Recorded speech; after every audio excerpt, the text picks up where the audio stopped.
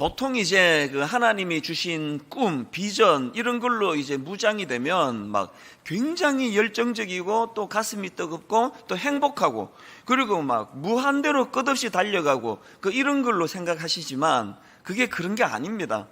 물론 그런 요소가 분명히 있지만 하나님이 꿈을 주시는 순간, 사명을 주시는 순간 그때부터 꿈 없는 사람은 생각도 못하는 많은 연단이 찾아오고 고난이 찾아오고 당황스러운 일을 만나고 그런 굉장한 어려운 일들을 많이 겪습니다. 제가 종종 우리 그 교육자들한테도 또 성도님들한테도 그런 얘기를 드린 것 같은데요.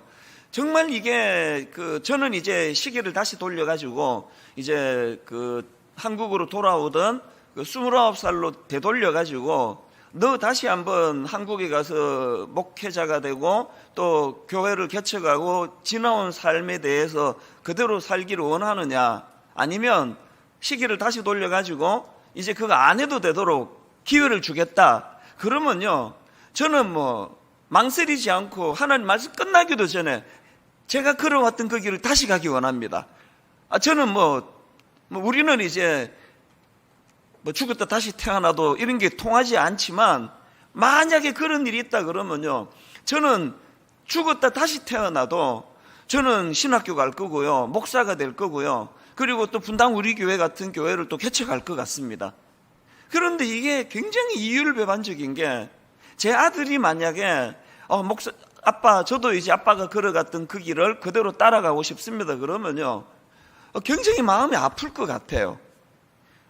본인이 원하면 목사가 되는 거, 이제 저희 아버지에 이어서 이제 우리 아들이 목사가 되면 3대째 목사가 되니까 이것보다 영광이 더 없겠지만 마음은 아플 것 같아요.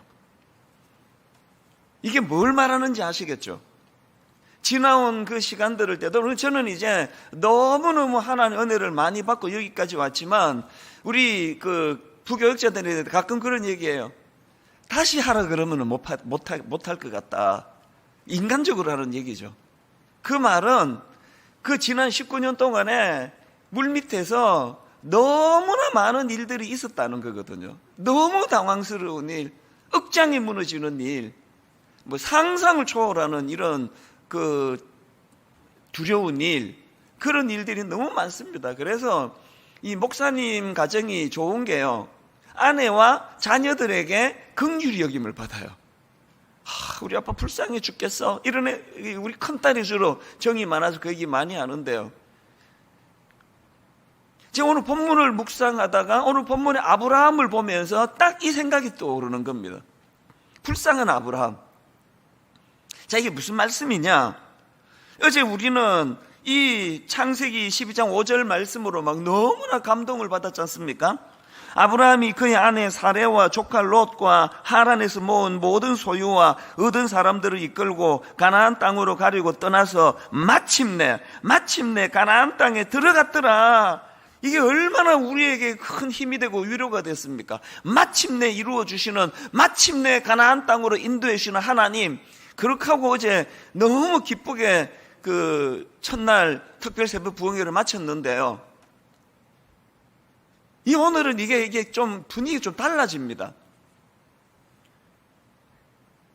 그런 너무나 벅찬 감격을 가지고 아브라함이 약속을 이루어 주는 하나님, 그러면서 이제 가나안으로 들어갔을 텐데요, 너무나 큰 기대감을 가지고 가나안에 들어갔던 아브라함이 너무나 난감하고 너무나 당황스러운 일이 기다리고 있는 겁니다. 그게 오늘 본문입니다. 왜 아브라함이 그렇게 당황할 수밖에 없었느냐? 제가 보니까 두 가지 이유가 있었는데, 첫째는요, 좋지 않은 환경이에요. 자, 6절을 보시오. 본문 6절. 아브라함이 그 땅을 지나 세겜 땅 모래 상수리 나무에 이르니 그때에 가나안 사람이 그 땅에 거주하였더라. 여기 나오는 이 모래 상수리 나무 할 때 모래는 히브리어로 이 선생 이런 뜻을 가지고 있는 히브리어인데요. 그런데 송병영 교수님이 쓴 주석에 보니까 아마도 그 상수리 나무 아래에서 이 선생으로 표현되는 신들을 대언하는 악한 선지자들이 활동하고 있었음을 이 표현으로 암시하고 있지 않았나, 그렇게 해석하는 걸 제가 봤거든요. 그러니까 지금 가나안에서 이 상수리 나무는요, 키가 엄청 크고 무성한 나무랍니다. 그 당시 가나안 사람들은 그 상수리 나무가 있으면은 그곳에서 신들의 능력이 특별하게 임한다 생각하는 거예요. 그래서 하늘을 찌를 듯한 그 높은 나무를 보면서 이게 하늘과 땅을 연결하는 그런 상징적인 나무라 생각해가지고 거기다 제단을 세우고 우상을 숭배하던 장소로 그렇게 사용했다는 겁니다. 이게 정말 난감한 거 아닙니까? 아니, 꿈에도 그리던 그 약속의 땅, 뭐 지금처럼 뭐 자동차가 있습니까? 고속도로가 있습니까?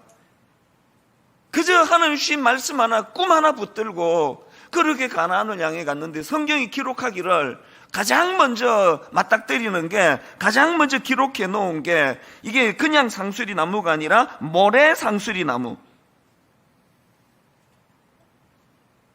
그 한마디로 이 상수리 나무는 우상 숭배에 자주 사용되던 나무였다는 겁니다. 호세아 4장 13절로 나옵니다. 세 번역으로 보십시오. 산꼭대기에서 희생제물을 잡아서 바친다.